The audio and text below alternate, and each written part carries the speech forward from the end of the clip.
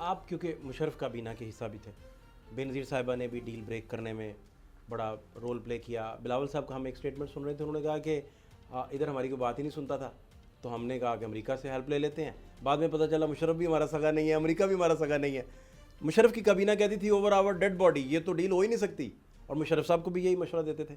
उन दिनों हालात क्या थे? बीबी साहिबा को अगर आप याद करें, उस डील को याद करें, वो माहौल फिर कैसे बना, और उन मामलात का आज के दिन से क्या नाता आप जोड़ सकते हैं, क्या कनेक्टिविटी आपको नज़र आती है?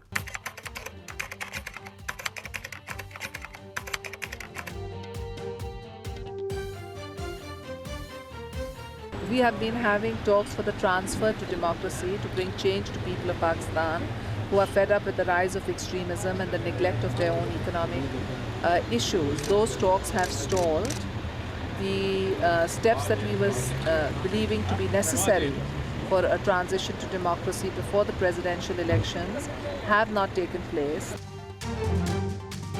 जब आमिर मुशर्रफ हुकूमत में होता था तो दुनिया में कहा जाता था कि ये मुश बुश ड्यूओ है। शहीद मोहतरमा बेनज़ीर भुट्टो जानती थी कि अवाम मेरे साथ हैं, लेकिन इसका कोई असर नहीं हो रहा उस पर, कोर्ट्स का फैसले उस पर असर नहीं हो रहा है, कोई पाकिस्तानी का असर उन पर नहीं हो रहा था।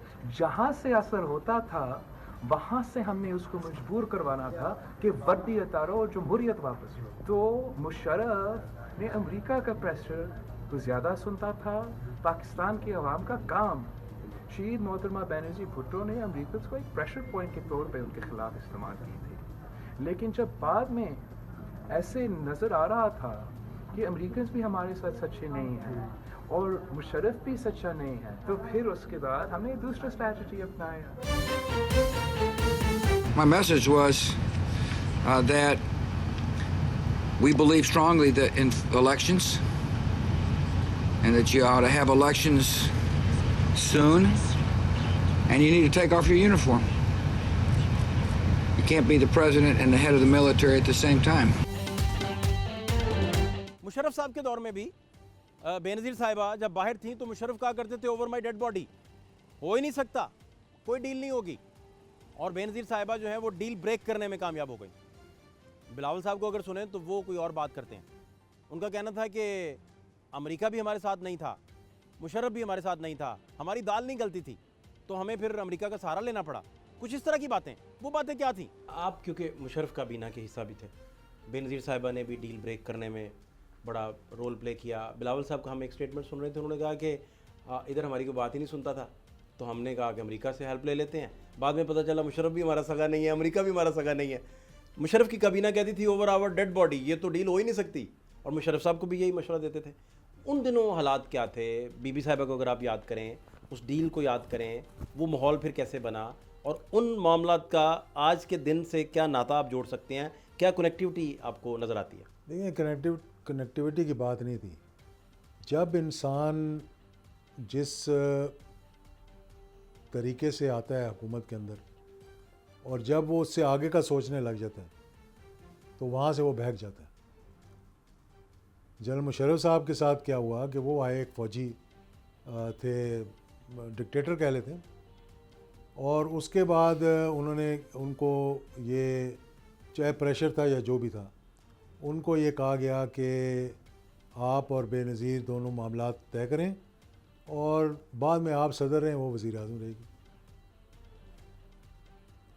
98% ऑफ द कैबिनेट ने कहा कि NRO मत करें, सिवाय 3 बंदों में जो कि शायद उनके साथ थे उस वक़्त, कि उन्होंने कहा जी कि ठीक है, ये होना चाहिए। वो 3 कौन? बाकी सब कहते थे। मुशर्रफ साहब ने भी कई दफ़ा यही बात की थी, ओवर माई डेड बॉडी, ठीक है कि नहीं होगा। जब एक दफ़ा बात हुई, काफ लीग वालों ने सारों ने जाके कहा, मैं नहीं था उसमें, कि ये आप क्या जी ये तो सुन रहे हैं कि ये आ रही है, उसने कहा ओवर माई डेड बॉडी। तो उसके बाद वही मामला तय हो गए।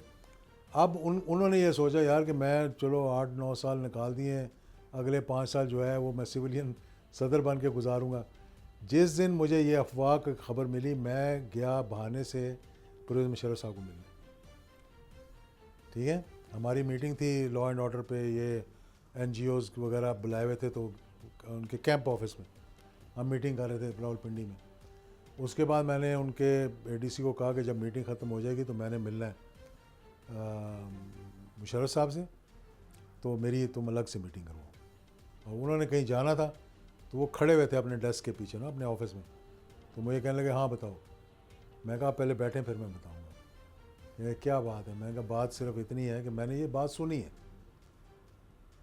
आई think I should convey to you, कि क्या सुना है तुमने? मैं कहा सुना है वर्दी उतारने की कोशिश कर रहे हैं।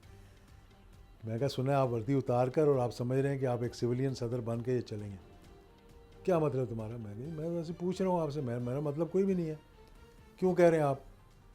मैंने कहा मैं इसलिए कह रहा हूँ कि मैं थोड़ा सा इस पे एक्सपीरियंस है कि मेरे वालिद के साथ सब आगे यही कहते थे जनाब कि वर्दी उतार दो, मुस्लिम लीग के सदर बन जाएँ, आप पॉपुलर हो जाएंगे, आप ये हो जाएगा वो हो जाएगा। मैंने कहा उनका सबसे अच्छा काम यही था कि उन्होंने वर्दी नहीं उतारी आखिर तक, लोगों के कहने के बावजूद।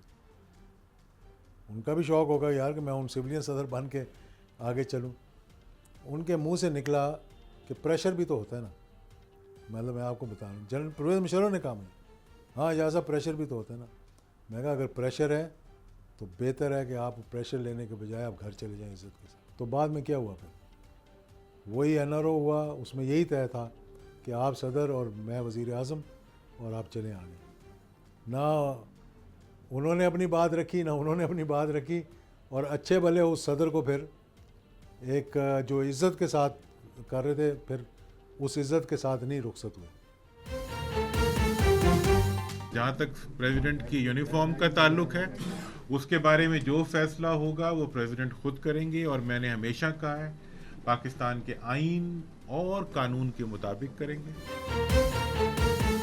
पार्लियामेंट में बैठने वाले जानते हैं कि जनाब हमारी तकदीर का फैसला चंद यूनिफॉर्म जर्नैलों के हाथों में है। ये खेल कब तक चलता रहेगा? आज हम फिर उसके बाद हम कहते हैं जनाब हम जो है वो इलेक्शनों के लिए हम तैयार हैं। इलेक्शनों के लिए हम भी तैयार हैं, अल्लाह के फजलो करम से बाकी भी तैयार हैं, लेकिन इलेक्शनों का जो है वो मकसद क्या है?